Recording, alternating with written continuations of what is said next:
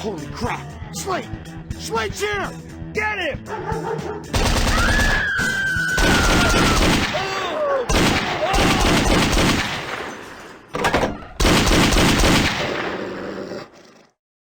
In the previous video, I talked about the history of Dead to Rights, exploring its origins, the Hong Kong cinema influences that shaped its action-packed narrative, the hype surrounding its press coverage, and so much more.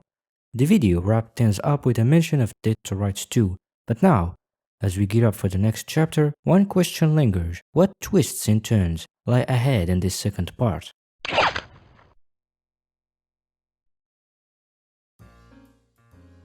On October 21, 2003, Namco Hometek officially announced the development of a sequel titled Dead to Rights 2 Hell to Pay. In a comment to GameSpot, Andre Emerson stated that the sequel aimed to surpass the original in nearly every way, describing it as a game that redefines the highly successful action noir genre established by the original. Game Informer caught up with senior producers Andre Emerson and Mike Kennedy a month later for an exclusive interview. Andre reflected on the challenges of creating the first game with a team of just 30 developers, recalling the dedication it took to guide the project to completion. With that experience behind them, the team was determined to address the flaws of the original and enhance every aspect of the sequel. Among the early improvements discussed, Andre highlighted a refined aim system, an overhauled hand-to-hand combat mechanic, improved visuals, more weapons, and a whole lot more.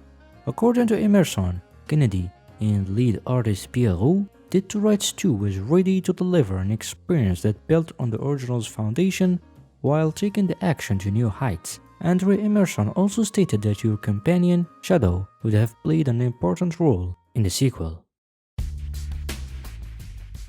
In the Game Informer issue from November 2003, the plot of Dead to Rights 2 Hell to Pay was briefly summarized.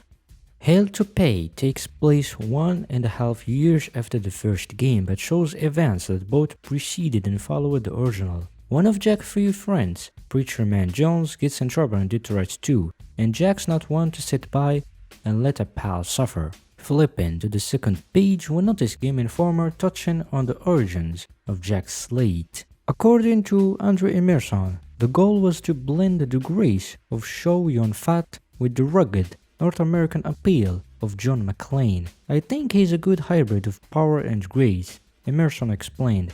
I've seen a lot of heroes, whether in films or games, try to achieve that balance, but one side often feels clunky. In many ways, he's the opposite of James Bond. Bond tries to get in, get out, maybe meet a girl, and hopefully not get any blood on his shirt. Jack, no matter how much he tries, can't help but make a big noise wherever he goes. Game Informer's coverage went deeper, showcasing screenshots of the revamped combat system, John Woo-inspired gunfights, and some of the adversaries Jack would face. They also briefly shared some development sketches. From the visuals alone, Dead to Rights 2 Hell to Pay looked poised to be one of the standout games of 2004. And for anyone lucky enough to read the issue at the time, they couldn't wait to get their hands on it. The magazine concluded its preview with a tentative release window for the fall of 2004. The hype didn't stop there. Journalists across the industry continued to cover the highly anticipated sequel. IGN even included it in their list of the most anticipated games of 2004. Meanwhile, GameSpot scored an interview with lead artist Pierre Roux just 2 months before the E3 2004 conference. The GameSpot interview offered a closer look at gameplay screenshots similar to those in Game Informer, with Jack Slate donning a yellowish jacket, multiple firearms, and blazing through crime-ridden environments with style. The energy and ambition surrounding Dead to Rights 2 made it clear Namco Hometek had high hopes for the sequel, and fans were ready to embrace the hell Jack Slate would inevitably bring. Following GameSpot's interview with Pierre Roux, IGN revealed new preview images of the highly anticipated Dead to Rights 2 Hell to Pay. What's strange though is the screenshots this time bore little resemblance to those previously showcased by GameSpot and Game Informer. Not only this, but the plot had mysteriously been changed. Gone was the storyline about Jack's friend Preacher Man Jones being in trouble. Instead, the narrative shifted focus to protecting a mysterious girl. IGN's summary described the revised premise as follows. Following the events of the first game, Jack Slate left the blood-stained streets of Grand City for a new life in some anonymous town. As Detroit 2 begins, Slate is drawn back to the city that nearly ended him in order to protect an innocent girl. Not a big deal considering that the plot seemingly tried to emulate the vibes and thrill of film noir Hong Kong flicks. Also, the game was still planned as a sequel to the original. Shortly after IGN's coverage, the first gameplay footage of the sequel was demonstrated at E3 2004. Jack Slate is back, and he's stronger than ever. While the gameplay footage looked fascinating, concerns emerged. There were no clear signs of the promised improvements under immersion promised back in 2003. The gameplay looked strikingly similar to the original, with only minor adjustments. Critics and journalists began to ask, where are the enhancements? What about the new weapons? Maybe it was too soon to cast a judgment early on. Maybe this was just a short coverage of the full game that intended to redefine the genre. Amid the skepticism, Mike Morishita, the lead designer of Detroit 2, reassured everyone that the game was in capable hands and promised a darker, grittier story that would outshine its predecessor. Things remained steady until Wordplane.com broke the news that Detroit 2 Hell to Pay wouldn't make its anticipated fall 2004 release. Instead, the game was pushed to March 2005, only to be delayed again to April 12, 2005, according to GameIndustry.biz. By this point, the story had undergone yet another mysterious change.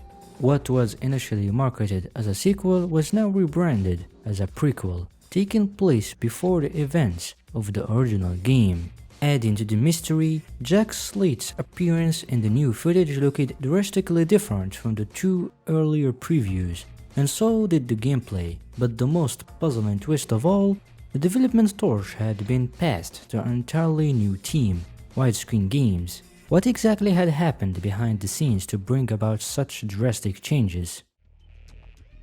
After 2 years of development, the highly anticipated sequel to Detroit finally hit the shelves, only to be met with a wave of disappointment. This time around, the original title, Detroit 2 Hell to Pay, would mysteriously change to just Detroit 2. Critics were merciless, with Game Informer, once a staunch supporter back in November 2003, delivering a harsh 5 out of 10 verdict. IGN and GameSpot echoed the sentiment, while Electronic Gaming Monthly was even less forgiving, not hesitating to slam the game with a mere 4.8 out of 10 rating. Ultimately, the game was quickly forgotten, buried deeply amidst the myriad of games of that era. So what went wrong here? Was this outcome the result of deliberate choices by Namco Hometek? And how did Widescreen Games suddenly become the developer behind the sequel? Ivan Halley and I found the answers to these questions and more in the next chapter.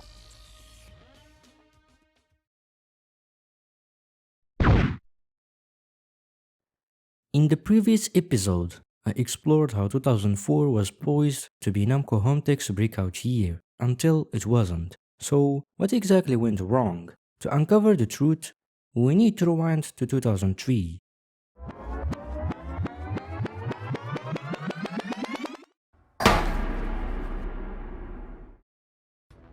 After the release of Kill Switch, Namco Japan initiated sweeping management changes at its American branch, Namco Hometek. Several projects deemed not up to expectations were abruptly cancelled as part of a new strategy to boost profitability.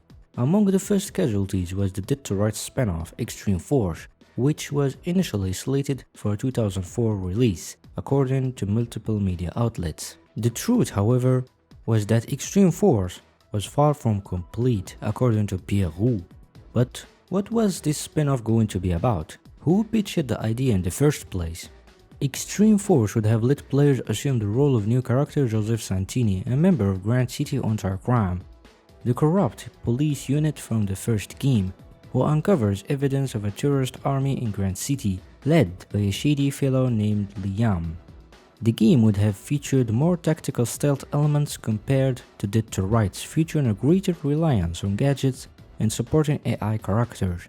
Several environments from the first game, such as the prison and tunnels, were reused. Despite the game being close to completion alongside a 128-page official Brady Games strategy guide, Extreme Force was quietly dropped by Namco in December 2003, citing only time constraints as the reason for its cancellation. Curious about the origins of the spin-off, I reached out to Pierre for more insights. Here's what he shared with me. GUC Extreme Force was actually a concept I had pitched while doing some prototypes with the tools, a different game in the Dead to Rights universe. When asked if he was the mastermind behind the project, Pierre modestly replied, "Well, I won't say I was the mastermind for it, I was just having fun taking one of the levels, changing the camera and making a different type of a game. But it looked pretty fun and they liked it, so from there Andre created a pitch for it. We didn't really do anything else for it apart from having a pitch. It was the idea to do it if Dead to Rights 2 was doing well. It would have been similar to Killzone Liberation on PSP.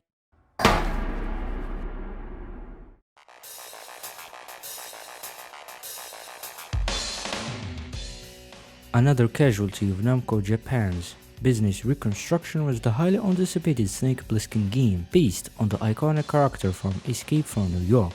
Fans of the cult classic film were eager to see Snake's gritty world brought to life in a video game, but the project was inevitably cancelled.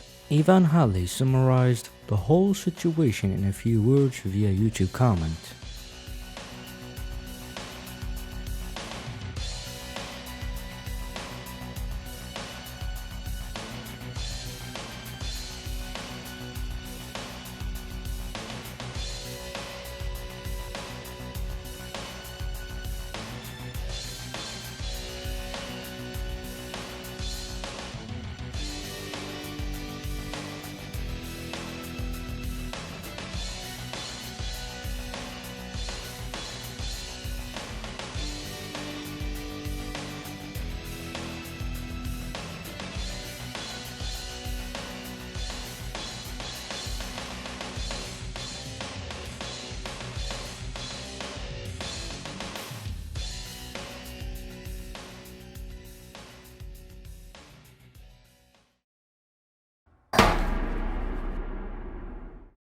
Kept you waiting, huh? All that aside, we return to the ill-fated Dead to Rights 2 to address the glaring question: what exactly happened? For anyone who played and enjoyed the original game, it seemed unreal that the same developers behind such a successful title would deliberately make an inferior sequel. And if you shared this sentiment, you'd be correct. There was no way Namco Hometek was behind the downfall of the series. The unfortunate truth is that Dead to Rights 2, Hell to Pay, as it was originally titled, was cancelled by Namco of Japan midway through development. However, in a twist of events, the project was later revived, but in the most tragic way imaginable. This must be some kind of fucking end move. What do they think, I'm stupid? The original sequel, which Game Informer had covered in depth, was completely scrapped because Namco of Japan suddenly shifted its priorities towards seeking third-party support at the expense of its internal studios. What could have been a worthy successor was cast aside, leaving Namco Hometek scrambling to salvage the project. Faced with a tight deadline, Namco Hometek had no choice but to hire a third-party developer to help rebuild the game under a tight deadline. The result was a far cry from what the team had originally intended. Ivan Halley found an interview where Mike Kennedy admitted that Namco of Japan's interference ultimately sabotaged the sequel. Namco decided to shift gears suddenly and gel back on internal development, leaning more on third-party development. That decision led to the shutdown of Dead to Rights 2 Hell to Pay. According to Pierre Roux, the situation was far more complex than it seemed. Both Andre Emerson and Pierre himself had left Namco before the development of Dead to Rights 2 took a turn for the worse. Andre had moved on to another project while Pierre briefly joined EA. By the time they returned to Namco, the sequel's trajectory had already been irreversibly altered. Despite Mike Kennedy stepping in to lead the project, even he couldn't withstand the mighty iron fist of Namco Japan. The decision to scrap and rebuild the sequel had already been made, leaving the team scrambling to pick up the pieces. Upon his return, Pierre quickly hired Widescreen Games to develop a new engine for Detroit 2 and salvage what little remained of the original vision. Unfortunately, the harsh reality was that nearly everything had to be scaled back to meet Namco Japan's rigid deadlines. Pierre later reflected on the experience, saying, "Yes, Detroit 2 was very different originally than what it became when created by Widescreen Games. The concept was too ambitious, and it was at a time when budgets were decreasing drastically for internal development. The Detroit team was split in two, with Mike Kennedy leading the team to work on Snake Plissken after Andre's departure. I had left myself when Detroit 1 was finished to work at EA and came back to Namco 1 year into the development of Detroit 2. I came back to manage the design at that point, but it was too late for executives to continue internal development. So with a smaller budget, I had to find a team to complete the game and hired Widescreen Games to take over externally. Widescreen used graphic assets that we had created internally, but a lot was redone and completely changed. Sadly, the combat and the gameplay were drastically tuned down to complete the game. Game Informer had a great article for the game. I remember the article coming out just as I was talking with Andre to come back to Namco. It is no coincidence then that Detroit 2 fell short of expectations. Namco Japan's interference effectively dismantled the game's potential, turning what could have been an incredible sequel into a rushed and forgotten game. The story didn't end there. While Detroit 2 Hell to Pay had already taken a tragic turn, Namco Hometek wasn't ready to throw in the towel just yet.